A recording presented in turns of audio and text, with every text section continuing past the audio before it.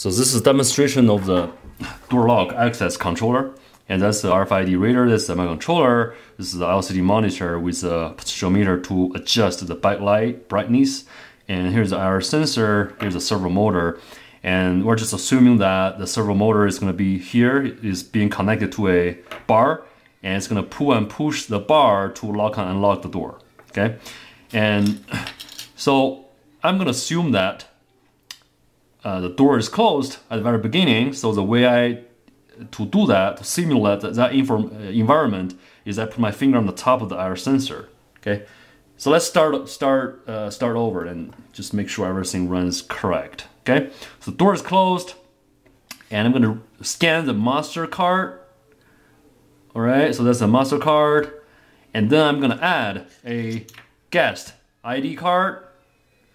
So the tag is added, and then I'm going to scan this ID card to open the door. Just pay attention to this servo motor. Okay. Okay. So now the door is opened, and so we are just assuming that the door is opened. And the person is gonna open the door and step into the room, okay? And then close the door. So when the door is closed, this servo motor, it will automatically pull the bar and close the door, okay? And then you can do it again. So open the door and then open the lock, and then the door is opened. And the door is closed. It's going to lock the door by itself. And I can also remove this guest, but I have to scan the MasterCard first and then remove the tag.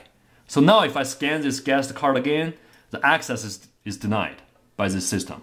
Okay, so this is how this works, and I'm going to add some modifications to the code and give you some tasks.